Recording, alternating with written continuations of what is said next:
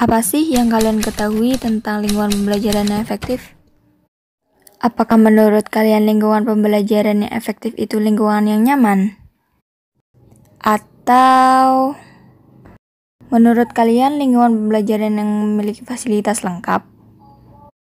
Untuk tahu lebih jelas tentang lingkungan pembelajaran efektif, makanya tonton sampai habis ya. Kita bakal bahas sebenarnya lingkungan pembelajaran yang efektif itu apa sih? Terus, bagaimana sih menciptakan lingkungan pembelajaran yang efektif?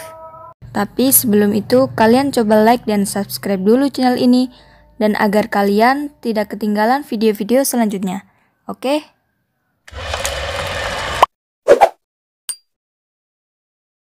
Ngomong-ngomong tentang lingkungan pembelajaran yang efektif, lingkungan pembelajaran yang efektif meliputi strategi yang digunakan guru untuk menciptakan ruang kelas yang positif dan produktif, dan juga disiplin. Atau sering dipandang juga sebagai soal mengatasi perilaku buruk pada masing-masing siswa. Tetapi, strategi untuk menyediakan lingkungan pembelajaran efektif tidak hanya meliputi pencegahan dan tanggapan saja. Juga yang lebih penting, penggunaan waktu kelas yang baik, penciptaan atmosfer yang kondusif bagi kelestarian, dan pemberian kesempatan bagi kegiatan yang melibatkan pikiran dan imajinasi siswa, dan yang nantinya jarang membawa satupun masalah yang serius. Menurut Robert S. Lavin, di dalam bukunya yang berjudul Educational Psychology, menjelaskan bahwa dalam menciptakan lingkungan pembelajaran efektif ada beberapa hal yang harus kita perhatikan. Penggunaan waktu dalam pembelajaran, menggunakan waktu sibuk dengan efektif, manajemen ruang kelas yang terpusat pada siswa, praktik yang adil dalam pengelolaan ruang kelas yang efektif, strategi untuk mengelola perilaku buruk yang rutin, dan pencegahan masalah perilaku yang parah. Yang pertama, penggunaan waktu dalam pembelajaran. Di sekolah, waktu merupakan sumber daya yang terbatas. Cara untuk mengalokasikan waktu tersebut yaitu diantaranya 1. Mencegah waktu yang hilang. Salah satu hal yang memungkinkan banyak waktu pengajaran yang hilang ialah karena kehilangan seluruh hari atau jam pelajaran. Contohnya, terdapat rapat sekolah, kemudian ujian akhir kelulusan. Untuk mencegah waktu yang hilang, maka guru dapat menggunakan waktu di ruang kelas dengan baik, dengan cara memadatkan beberapa menit atau jam pengajaran. Yang kedua, mencegah permulaan yang terlambat dan penyelesaian dini. Untuk mencegah hal ini, dalam proses pembelajaran, guru bisa memulai pembelajaran dengan tepat waktu.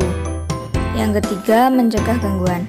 Gangguan ini bisa saja datang dari luar, seperti pengumuman atau perlunya menandatangani formulir yang dikirim dari kantor kepala sekolah kepada guru, atau hal itu dapat disebabkan oleh guru itu sendiri atau juga siswa itu sendiri. Untuk mencegah sebuah gangguan, maka diperlukan sebuah perencanaan. Contohnya, dengan memasang tulisan untuk memberitahu kepada orang-orang bahwa sedang terjadi sebuah proses pembelajaran. Yang keempat, menangani prosedur rutin. Prosedur rutin ini merupakan kegiatan selain kegiatan belajar mengajar yang dilakukan oleh guru, juga siswa dalam jam pelajaran atau dalam jam dimulainya pembelajaran. Seperti siswa pergi ke kamar mandi atau meraut pensil, kemudian seperti guru mengumpulkan sebuah kertas ujian ke kantor. Jadi, untuk menangani hal tersebut, siswa dan guru itu harus tahu kapan waktu yang tepat untuk melakukan kegiatan-kegiatan tersebut. Dan yang terakhir, meminimalkan waktu yang dihabiskan untuk disiplin. Metode untuk mendisiplinkan siswa, jika memungkinkan yang hampir selalu menggunakan kalimat atau tindakan disipliner, hendaknya tidak mengganggu aliran pelajaran. Contohnya, guru bisa mendisiplinkan siswa melalui guru menggunakan isyarat tangan seperti meletakkan jari pada bibir mengingatkan agar siswa tersebut untuk diam. Poin kedua yaitu menggunakan waktu sibuk dengan efektif. Waktu sibuk merupakan waktu yang benar-benar digunakan masing-masing siswa untuk menyelesaikan pekerjaan yang ditugaskan. Nah, caranya untuk menggunakan waktu yang sibuk dengan efektif yaitu yang pertama, memberikan pelajaran yang memikat. Dengan memberikan pelajaran yang menarik, memikat, dan relevan dengan minat siswa, sehingga siswa akan memberikan perhatian dan senang mengerjakan apa yang diminta dari mereka. Dalam strategi ini mengharuskan guru menekankan pengajaran yang aktif dan berlangsung cepat dengan cara penyajian yang bervariasi dan kesempatan yang seringkali diberikan kepada siswa yang berpartisipasi dan tidak menekankan pekerjaan kelas mandiri. Cara yang kedua yaitu mempertahankan momentum. Contohnya, pada saat pembelajaran, guru mempertahankan suasana pembelajaran yang tenang. Setiap proses pembelajaran, pastinya siswa selalu mempunyai tugas atau sesuatu untuk dikerjakan. Apabila mempertahankan momentum ini dengan baik, maka dengan dimulainya bekerja siswa tidak akan terganggu. Cara yang ketiga, mempertahankan kemulusan pengajaran. Jadi dalam proses pengajaran, guru harus fokus dengan urutan pengajaran yang bermakna dan berkesinambungan. Cara yang keempat, mempertahankan fokus kelompok selama pengajaran. Cara ini, guru menggunakan strategi pengorganisasian kelas dan teknik bertanya yang memastikan semua siswa di kelas tersebut tetap terlibat ke dalam pelajaran. Sekalipun itu hanya satu nama siswa yang dipanggil guru. Kemudian cara yang terakhir yaitu mempertahankan fokus kelompok selama pekerjaan kelas. Maksudnya, guru hendaknya berkeliling di antara meja siswa untuk melihat bagaimana mereka bekerja. Hal ini memungkinkan guru untuk mengidentifikasi setiap masalah yang dihadapi oleh siswa sebelum mereka membuang-buang waktu pekerjaan kelas dengan melakukan sebuah kesalahan atau menyerah karena putus asa.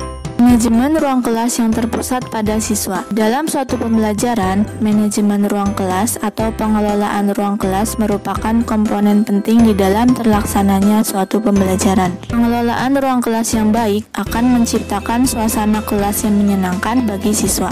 Dan adanya suasana kelas yang menyenangkan secara tidak langsung dapat meningkatkan semangat siswa di dalam belajar.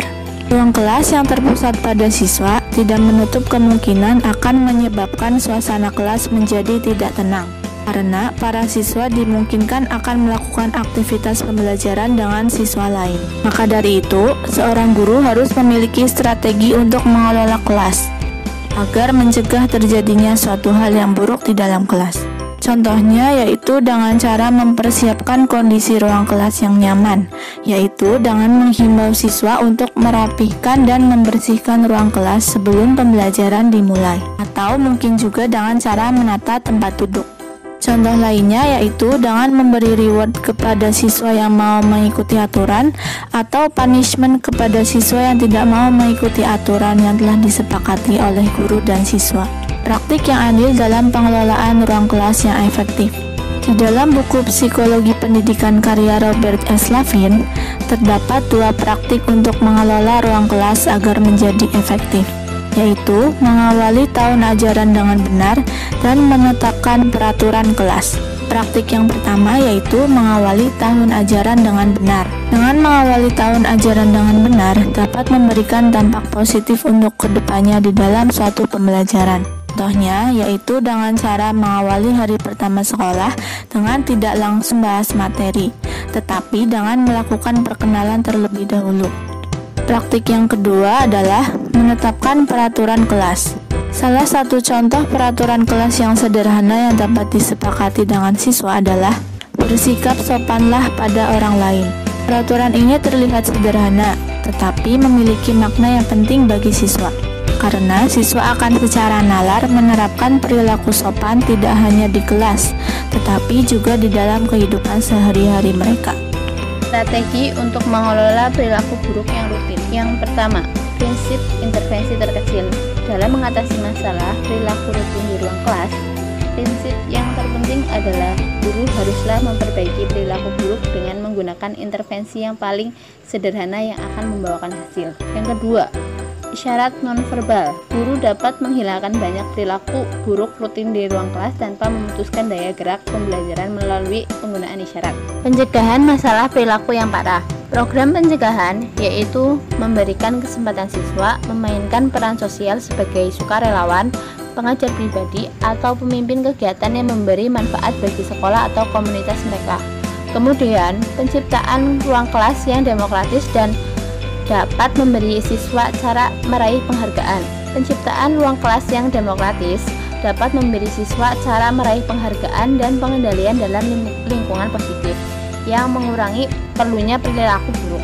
Yang ketiga, pencegahan, meliputi menguji perilaku yang bertentangan dengan siswa. Ujian dapat menjadi sasaran motivasi bagi banyak siswa. Dalam pencegahan sendiri ada tingkatannya. Yang pertama, memberikan peringatan lisan, selanjutnya peringatan berulang, dan pada konsekuensinya siswa harus menerima konsekuensi yang didapatkan.